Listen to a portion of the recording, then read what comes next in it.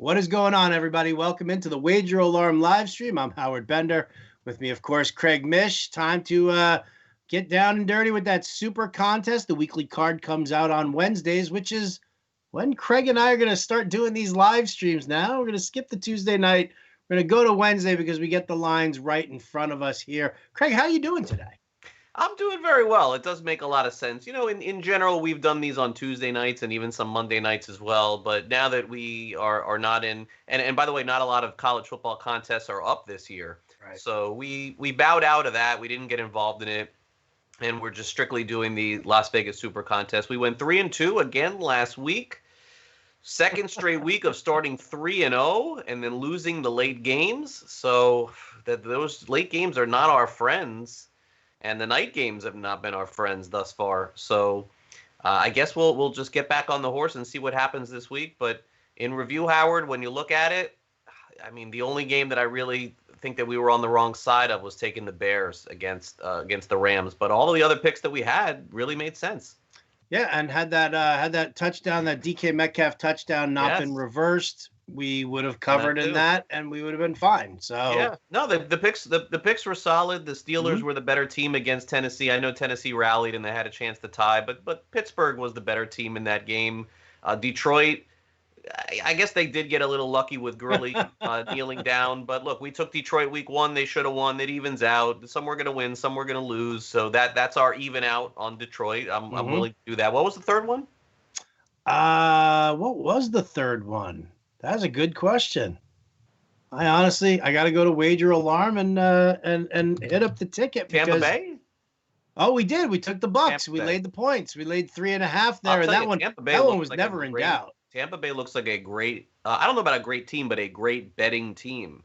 They are just not they're playing like the old Belichick Brady. They're just not taking the foot off the pedal. So you got a good chance to cover even some of these big lines. So I'll be interested in taking the Bucks more often.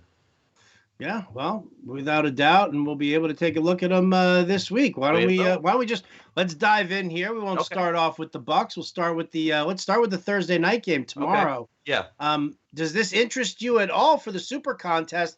Panthers are at home. They're laying 2.5 here to the Falcons. I mean, it's not really a game I would want to touch, but for the same token, also I don't want to touch Thursday night only because the news on Friday is. Yeah, in the history of the Super Contest, this is the least amount of Thursday night games they've ever had picked. And the reason why isn't because people don't like the game. It's because you're taking a huge risk not knowing who's going to be on the field or the game's going to be played in the COVID era. So I would lean Panthers for sure. Yeah, I would. The line does smell a little funny here with them only being 2.5. I feel like they're a much better team than Atlanta is. And the line is a little strange, but I would lean Carolina, and if the game was Saturday or Sunday, whatever, I would take Carolina too. All right. Let's hit the early games on Sunday. Lions are at home. They are a 2.5-point dog.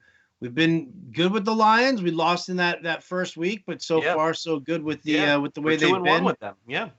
So what do you think here? Colts coming off of a bye week. Defense getting a little healthy now. Are you confident in the Lions to take those 2.5 points? Not really. I think this is a pass for me. I kind of feel like teams off a bye are doing well. So I probably would lean the Colts here, even though I don't like the Colts at all. But I don't think the Lions earned my trust last week. I think they made up for week 1's disaster. Right. But beyond that, I feel like at the end of the year, the Lions are going to be 7-8 going into the last game, with needing that win to go over their total, and that's not a great team. So I think the line is right on this one. Okay, all right. Packers at home against the Vikings. It's a rematch of Week 1. Packers won 43-34 that first game. Devontae Adams had gone off in that one. Aaron Rodgers played phenomenally here. Vikings are getting Dalvin Cook back. Right. Packers run defense. Last in the NFL. Yeah, they moved ahead of Houston. We're behind Houston, I guess. Would you consider taking the Vikings here, getting the 6.5? Yeah, I would. The line does look strange too. You know, it's like you look at these two teams and wonder, how's the line only 6.5 if Green Bay is so much better than Minnesota? Yeah, I think that's a dog I would consider. Okay. Bills at home against the Patriots. Well, we got our answer to when was the last time the Patriots This is lost like when two was the games last at time home? season for New England? Like, when was the last time this happened? When was the last time that happened? Look, here's the truth.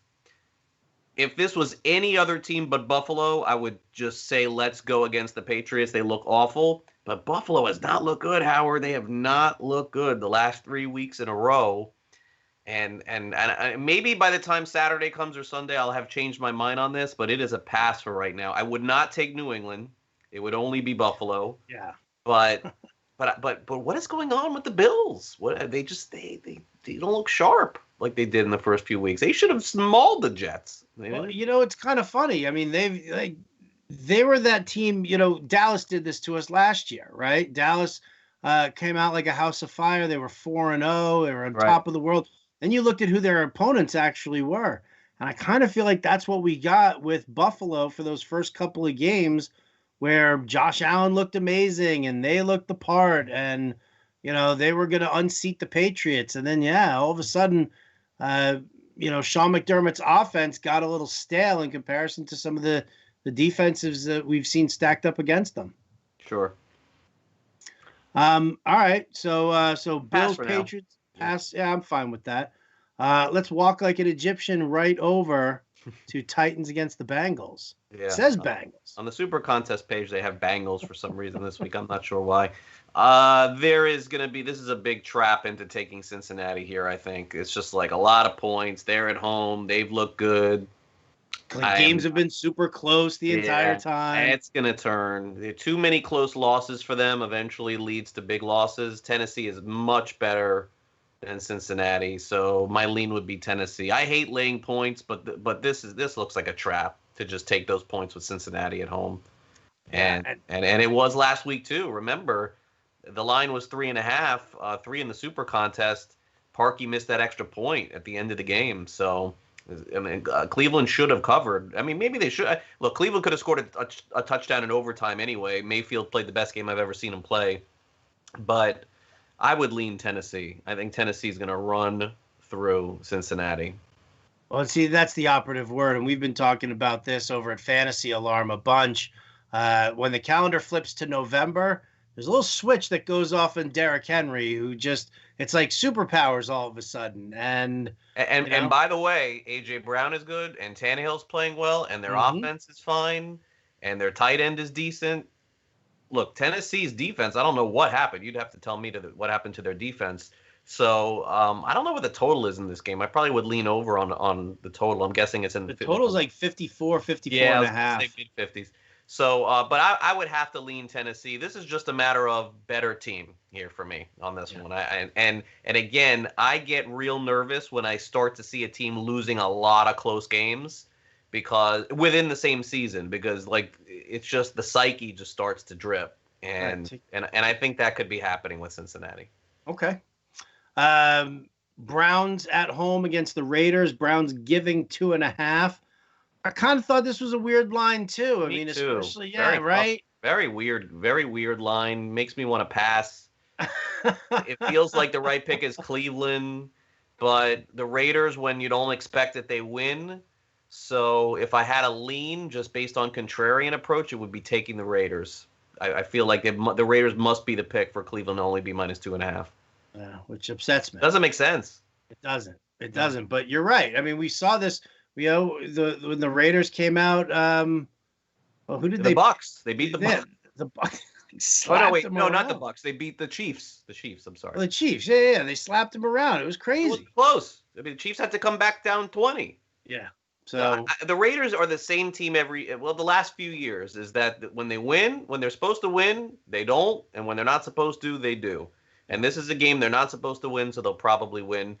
Again, I was super impressed with Mayfield, and maybe this is the corner turn. That was the best game I've seen him play ever. And I know it was Cincinnati, but he was just threading the needle, playing with a lot of confidence. They were away from finally the running game a little bit. I was really, really impressed with him last week. But that being said, the line is off here for me. Yeah, I mean, listen, if he can play as consistently as he did, then yeah, I mean, the Raiders' pass defense not really strong. Their run defense is weak against running back pass plays, so it really fits into like Kareem Hunt and his skill set for him. But yeah, no, listen, we go through this all the time. I do this, nonstop when I end up seeing, going against the Raiders when I just shouldn't be. And they Yeah, just kind of, I feel like we've been okay with them. I feel like we've done okay with the Raiders. They haven't like beat us down. So again, my lean is on the Raiders as we enter the week. I wish we were getting 3, and it seems like that number is prevalent with Cleveland this year, the 3. But it's 2.5. I mean, you can't do anything about it. Fun fact from John and Pemba, our producer today: 26% of Baker Mayfield's career touchdowns have all come against the Bengals. Yeah, so it's makes Baker sense. versus the bad Makes teams. sense. All right, speaking of bad teams, let's go Jets, baby! Come on. Good call by you. We should have used them last week. They covered finally. 19.5 at Kansas City. You want to roll that dice? I have no desire to roll this dice whatsoever. I mean, as many points as it is, do you not see this being a 34-0 game? Yeah, it's going to be ugly. Yeah, it's going to be ugly. But I can't take the Chiefs and lay that many points. It doesn't really prove anything to anybody by laying this many points. No, it's gross. It's gross.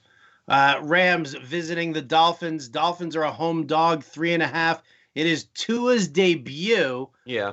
And I got to tell you, I really don't know what to expect from this Nobody team. Nobody does. So it's a hard I can't it's a hard pass. It's a hard pass. Yeah.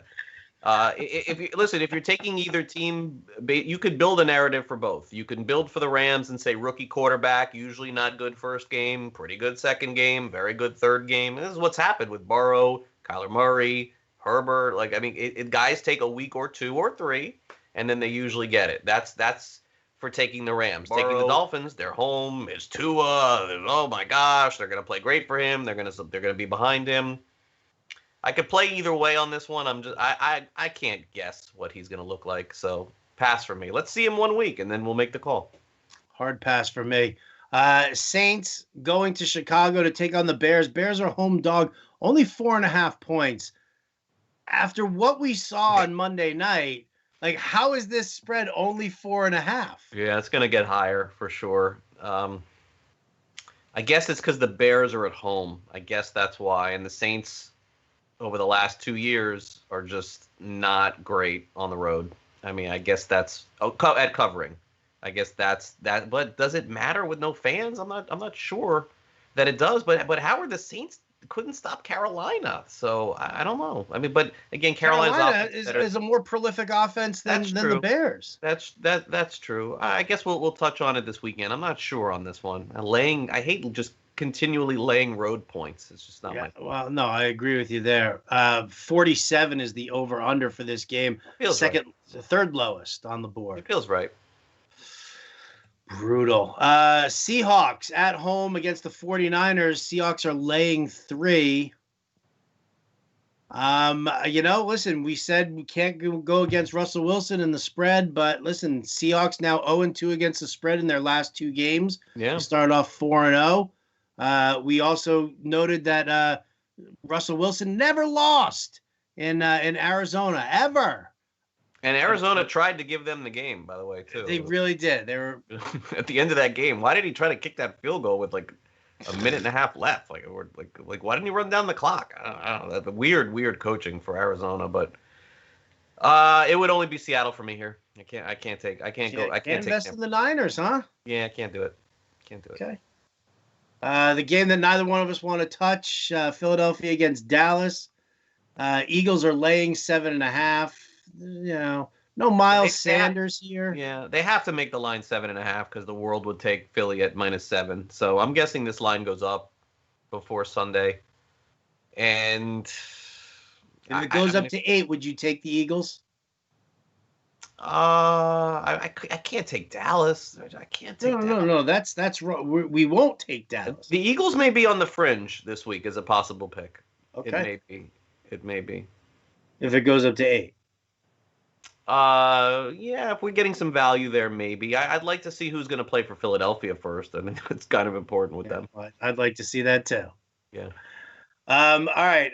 What do we got next? I like a pick here. Here it is. Chargers, Broncos. Chargers on the road, laying 3. You know you're going to get the Chargers, aren't you?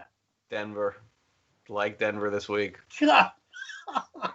This line is so off. I don't know why the Chargers are only 3. It makes no sense. They look so much better than Denver. Denver's look terrible. Yeah, but the Chargers defense looked like a sieve in I in think this Denver game. is the pick. I think Denver wins this week. Oh, Very how is comfortably. this possible? Yeah, We're I gonna think take the so. Raiders. We're gonna take Denver. We're gonna take all of I don't know these about that, but look, the Chargers, horrible by the situations. way, didn't really deserve to cover last week against Jacksonville. They did No, not they play didn't. well. That's why I think it's just a 3-point spread. Maybe so. Look, I mean, I just know how this game's going to go. It's going to be 7-3 in the second quarter. Fangio just keeps running down the clock, trying to get a win 9-7 if he can. And the Chargers probably kick a late field goal of some kind. I don't think Herbert's going to go crazy on Denver. I don't think so. I don't think so. I like the points here. I do say. I do have to You say. seem very committed to this too. I'm not committed to it, but I No, saw but the you line. seem, as far as committed goes, when you and I talk lines and leans and stuff.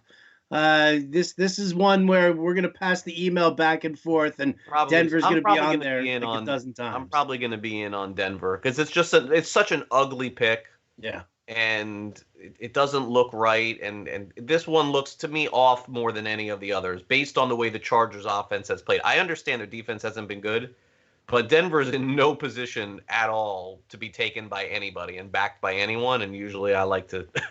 Usually that's the way I like to go. And we're definitely taking Pittsburgh, right? I mean, come on. We're definitely taking Pittsburgh. Getting 4 against the Oh, Ravens. I mean, we're money in the bank with them. We're never going against them. They were our best friends this year. They've Are we been our 4-0 best with friends them? for a couple of years now. Are we 4-0 with taking Pittsburgh? Possible. We're taking them. +4. Oh yeah, because Russell Wilson never loses in Arizona. I like the Steelers. I do. Yeah, that's a tough one. That's a tough one for me. That's I just hate Ravens the coming bye off the situation. bye. Only thing that scares me is the bye situation. Teams off the bye this year look great. It's what the funny thing is that this one's going to come down to how Lamar Jackson throws the ball downfield. Steelers front seven is rock solid. Their secondary is atrocious. So Has Baltimore played a good team and won? they played a good team and won. Yes. And who would that team be? Let me tell you. Well, Craig, let me tell you. Let's see. They beat the Browns. They beat the Texans. They lost to the Chiefs. And then they had their nice soft run of Washington, Cincinnati, and the Eagles. I'm just saying. I'm just saying. Look, I'm not saying that Paper champions. I'm not saying that Cleveland is bad, but I don't think that we would put them in the category of Pittsburgh or Baltimore. Would you? I mean, the way that the Steelers destroyed Cleveland. They did destroy Cleveland, but then they've turned around and they've been, they've played down to their competition. Look at where's Pittsburgh's game? I'm gonna do a quick exercise here for you. Hold on a second. You talk for a minute.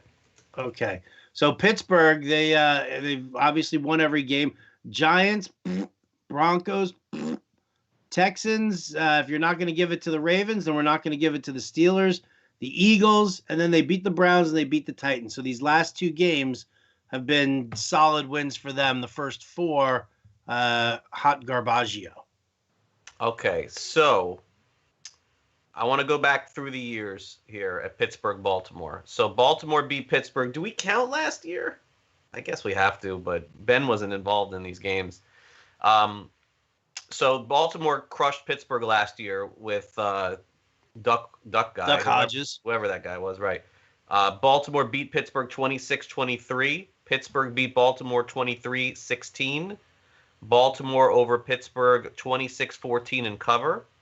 Steelers beat Baltimore 39-38. Steelers beat Baltimore 26-9. Steelers beat Baltimore 31-27. Baltimore wins 21-14. And then 2 straight games of the line being 3. Steelers winning 1, Baltimore winning 1. I feel like 3 is the number. And if 3 is the number, maybe getting 4 gives us an advantage here. That's my thinking.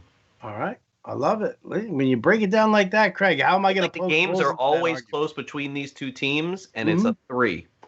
And so I think, historically speaking, if that's the case, I would guess that by game time it will be 3. But let's do this. Let's check back Saturday. If I'm right on that, let's take Pittsburgh.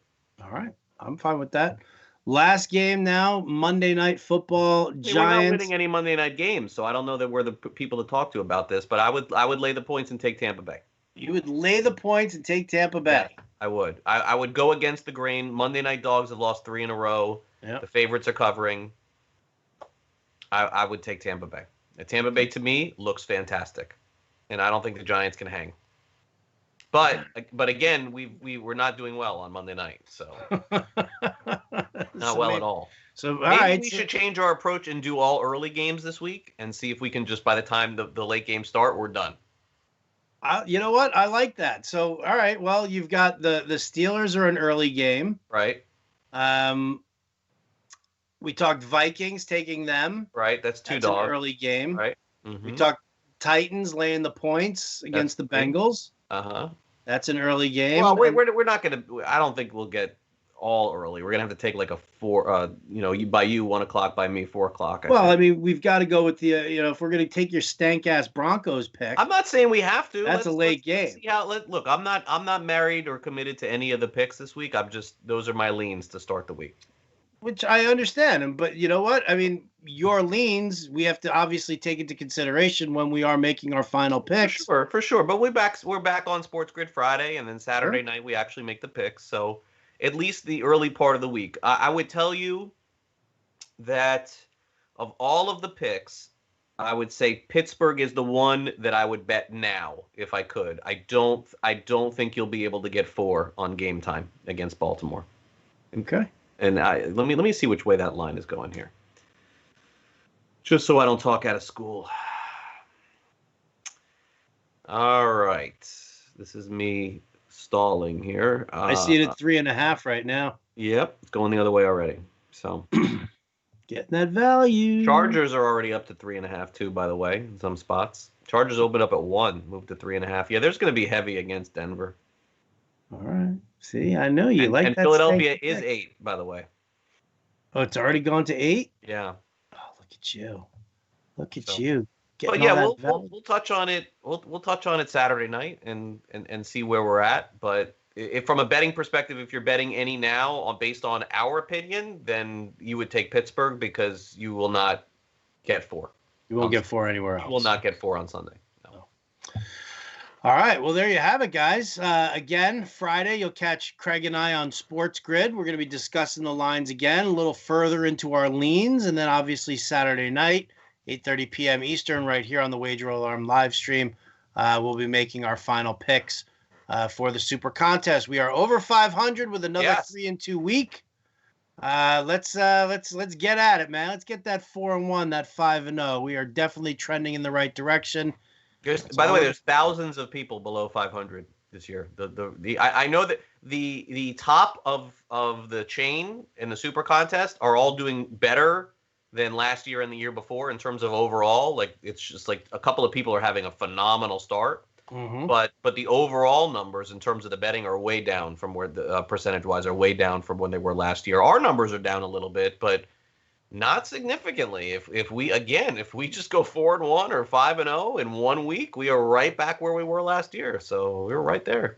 There it is. That's going to do it for us. Big thanks to John and Pemba for all the producing that he does for us. For Craig Mish, I'm Howard Bender. This has been the Wager Alarm live stream. We'll catch you next.